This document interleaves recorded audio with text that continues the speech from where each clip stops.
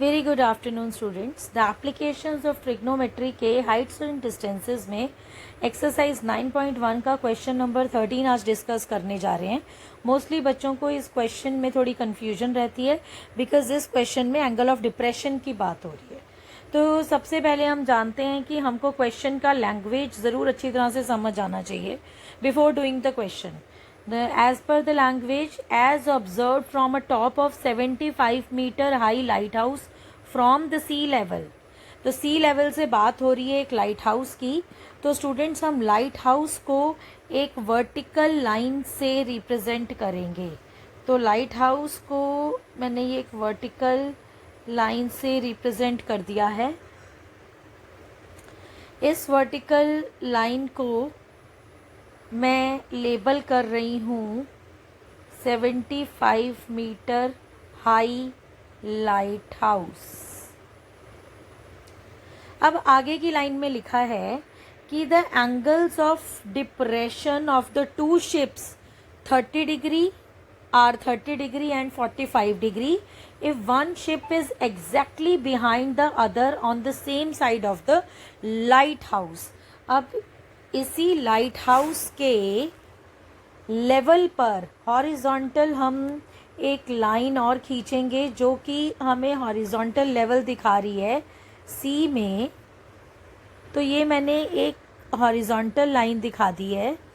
इस horizontal line में there are to ships और वो एक शिप की पोजीशन को मैं ये पॉइंट दे देती हूँ point A.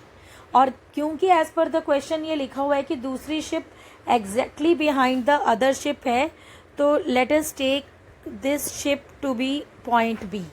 So I want to say that कि मैंने जो शिप्स की पोजीशन है उसको ए और बी से दिखाया है। ये जो दोनों शिप्स हैं ये एग्जैक्टली बिहाइंड द अदर है on the same side of the light house.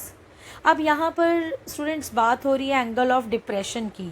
तो एंगल ऑफ डिप्रेशन तब बनता है, it is the angle which is made between the horizontal line and the line of site when the object is below the horizontal। तो ये मैंने green colour से horizontal दिखा दिया है। यहीं से अब मैं एंगल ऑफ डिप्रेशन दिखाऊंगी।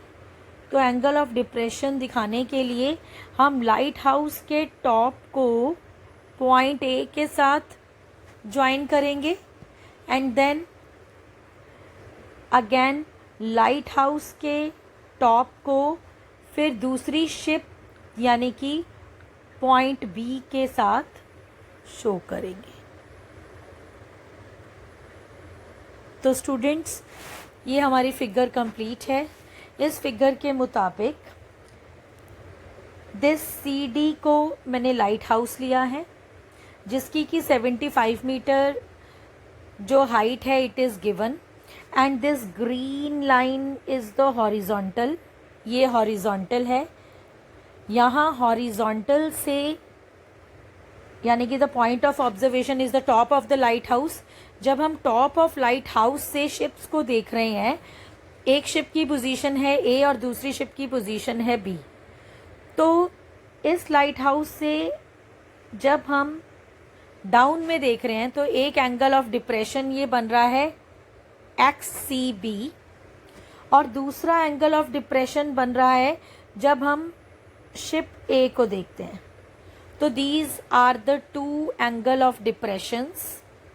अब हमको पता है कि जो दूर वाला एंगल होता है वो छोटा होता है, इसीलिए ये वाला एंगल जो ग्रीन कलर से मैंने एंगल दिखाया है दैट इज 30 डिग्री एंड ये जो पिंक कलर से जो एंगल दिखाया है that is 45 degree. Now students ये एंगल ऑफ डिप्रेशन तो पॉइंट सी के ऊपर ही बन रहे हैं। एक एंगल ऑफ डिप्रेशन बन रहा है जब हम हॉरिजॉन्टल से शिप बी को देख रहे हैं और दूसरा जो एंगल बन रहा है जब हम शिप ए को देख रहे हैं। और क्योंकि this horizontal is parallel to this horizontal that is the sea level, therefore these two lines are parallel by the property of alternate interior angles This angle will be equal to 45 degree. Angle CAD will become equal to 45 degree and angle XCB will be equal to angle CBA, that is 30 degree.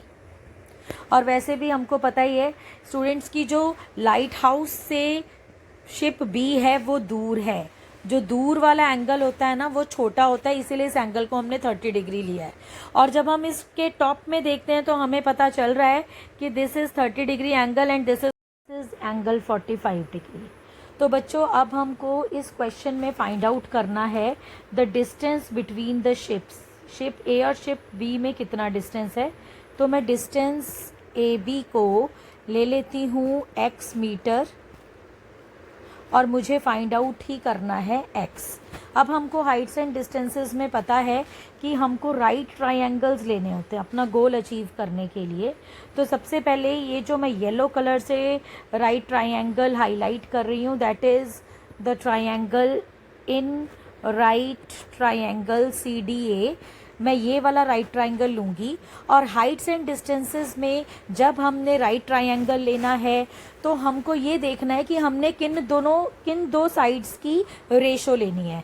Students अब मुझे जो find out करना है x वो triangles के base में लाई कर रहा है और जो मुझको नोन क्वांटिटी है height of the light house ये ट्राइंगल के परपेंडिकुलर में लाई कर रहा है। तो इट इज़ क्लियर कि जब भी मैं कोई भी राइट ट्राइंगल लूँगी तो मैं इन्हीं दोनों साइड्स की रेशो लूँगी इन दिस पर्टिकुलर क्वेश्चन।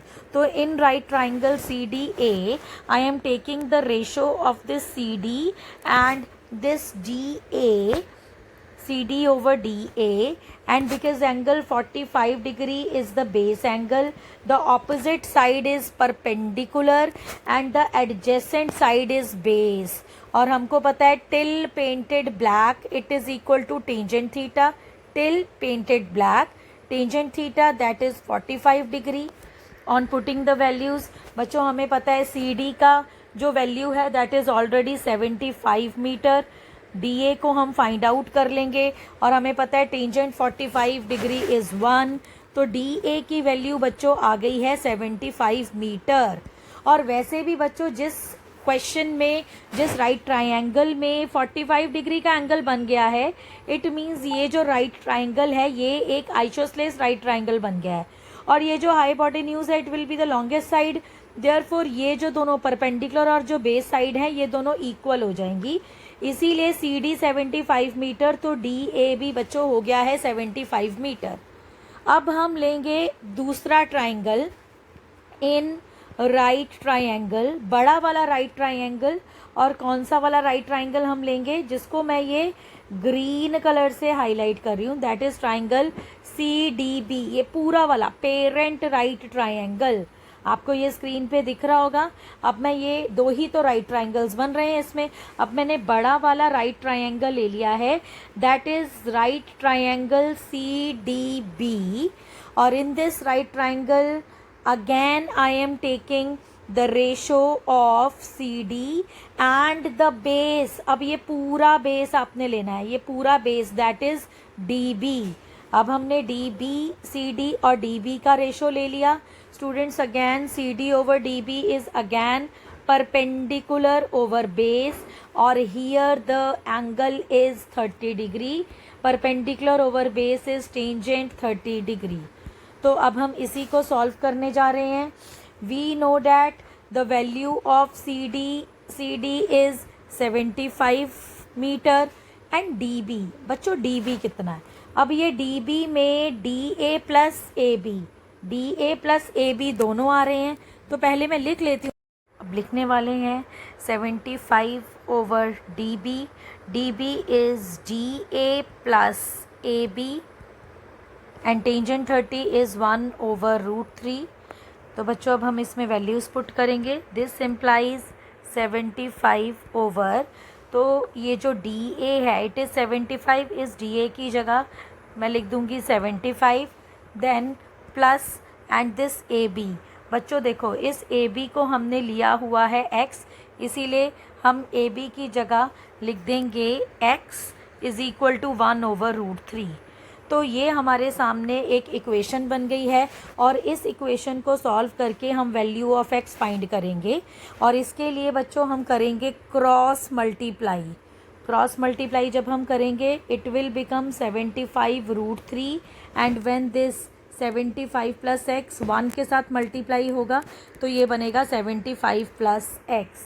यहाँ से हम x की वैल्यू फाइंड आउट करेंगे। x को हमने राइट हैंड साइड रहने दिया और लेफ़्ट हैंड साइड में 75√3 ऑलरेडी था, और जब ये 75 लेफ़्ट हैंड साइड आएगा तो इट विल बिकम -75। तो students, taking 75 common out of these two, we will take 75 common, we will get bracket √3 minus 1 is equal to x। तो distance between the ships, जो distance between the ships हमारे पास जो हमारा solution है वो आ गया है। distance between the ships is 75 into √3 minus 1। अगर इतने मीटर, अगर तो आपको क्वेश्चन में √3 का वैल्यू गिवन है, मान लीजिए 1.73 approximate value of √3 is given, then you have to put the value of 1.73 unless you can leave your question up to here. तो बच्चों, जब हम इसको माइनस करेंगे दैट इज़ 0.73 एंड आप मल्टीप्लाई करके इतने मीटर आंसर निकाल लेंगे। तो स्टूडेंट्स, इसी के साथ ये पूरा क्वेश्चन हमारा सॉल्व होता है जिसमें कि हमने डिस्टेंस बिटवीन द शिप्स को फाइंड आउट कर लिया।